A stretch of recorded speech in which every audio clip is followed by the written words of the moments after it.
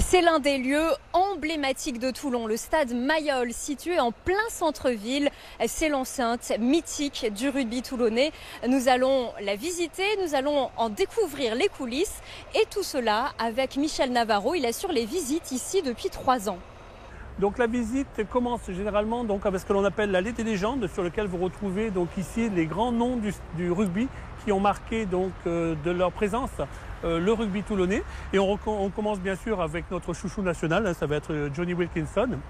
Et donc tous les 4 ans, vous avez les supporters donc du RCT et d'autres associations qui vont élire donc les joueurs qui veulent voir apparaître sur cette liste des légendes. Il fut aussi un temps où les supporters pouvaient payer pour faire graver leur nom à côté de celui de leur idole.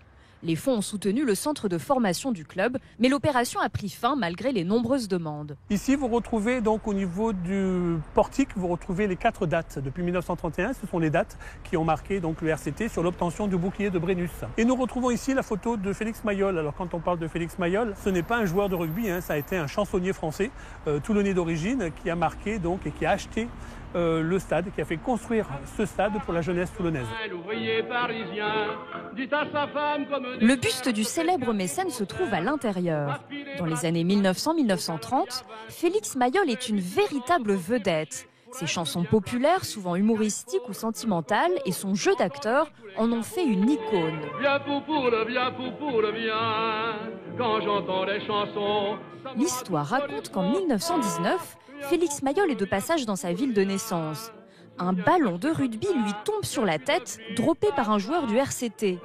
Un lien très fort se noue alors entre le club et le généreux chanteur qui finance le stade inauguré en 1920. Donc voilà, c'est toujours impressionnant d'arriver dans un stade quand il est vide, bien sûr, mais c'est là aussi qu'on s'aperçoit de la grandeur de ce que nous a offert donc Félix Mayol.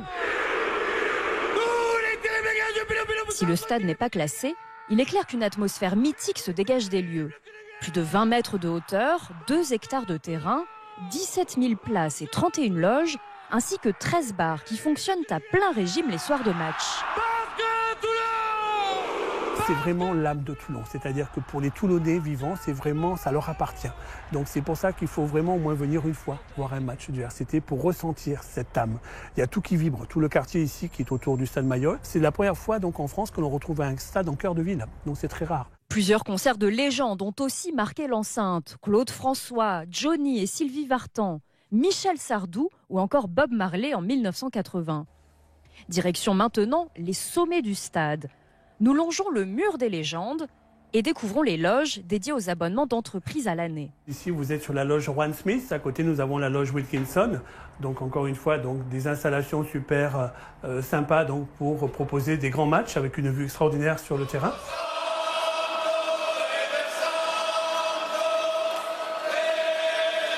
Saviez-vous que les 13 clochettes de muguet sur le logo du RCT font référence à la célèbre boutonnière porte-bonheur de Félix Mayol?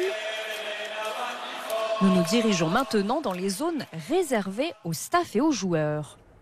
Donc voici, nous sommes dans le vestiaire du RCT. C'est ici que tout se fait. Donc derrière, vous avez les bureaux du directeur sportif. C'est là qu'il va mettre en place le programme et les équipes. Alors, quand les joueurs arrivent ici dans le vestiaire, donc vous allez retrouver ici donc les remplaçants et les titulaires donc de 1 à 15 de l'autre côté. La feuille de match est établie donc par M. Mignoni. Donc les joueurs, quand ils arrivent, ils vont trouver donc leur photo directement sur le numéro attribué et directement la tenue donc pour le match. Un accès privilégié qui permet de toucher au plus près les valeurs et l'histoire du mythique RCT. Les visites du stade Mayol ont lieu tous les mercredis matins à 10 h ainsi que les jeudis matins durant les vacances scolaires.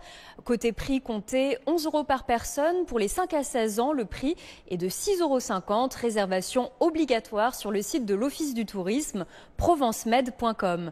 Restez avec nous, tout de suite, c'est la page gourmande.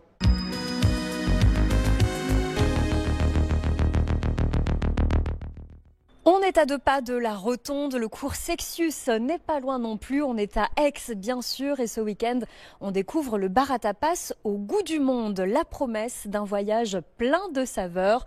Suivez-moi, on va tester tout de suite. C'est un tour du monde en 2010 qui a donné l'envie aux fondateurs de créer un restaurant pensé comme un véritable carnet de voyage. Chaque recoin de l'établissement retrace leur périple sur les 4 continents à travers une quinzaine de pays. Vous allez voir un petit florilège de quelques-unes de nos 17 000 photos que nous avons ramenées de ce super voyage que nous avons fait. Il y a des visages, des paysages, des scènes de vie. Voilà, on a essayé de ramener un petit peu de notre voyage à Aix-en-Provence. Convivialité, partage et rencontres sont les maîtres mots ici. Les bouchées à partager se sont donc naturellement imposées sur la carte. Là, je vais vous faire une virée à 2, une tapas froide et 5 tapas chaudes, une petite salade et une petite sauce. Au programme, des grands classiques internationaux, falafel et acra de morue maison, des gyozas grillés, des calamars à la romaine, une tartinade au chorizo et fromage frais, ainsi que cette création singulière. À la base, ça s'appelle un jaffle et on a découvert ça en Inde. C'est un petit croque tomate fromage. Bon, là, on a adapté, on a mis de la fourme d'Ambert plutôt que le fromage local. Et puis évidemment, c'était pas de la sauce tomate italienne, c'était des tomates fraîches, mais après on a un petit peu arrangé ça à notre sauce, quoi. Une fusion Inde, Auvergne, Italie, bref, au goût du monde, les frontières sont complètement balayées. On vit tous sur la même planète, hein. À table, on retiendra avant tout la gourmandise avec tous les éléments frits. Pas de grande découverte en ce qui me concerne, à part ces étonnants jaffles. On n'est pas dans la finesse, mais la formule cale bien et semble très adaptée pour les groupes. À noter aussi, l'établissement propose des vins et des bières internationales. Au goût du monde à Aix, c'est ouvert tous les soirs, 7 jours sur 7, ainsi que les vendredis, samedis et dimanche midi. Comptez environ 7,50 € pour une tapas.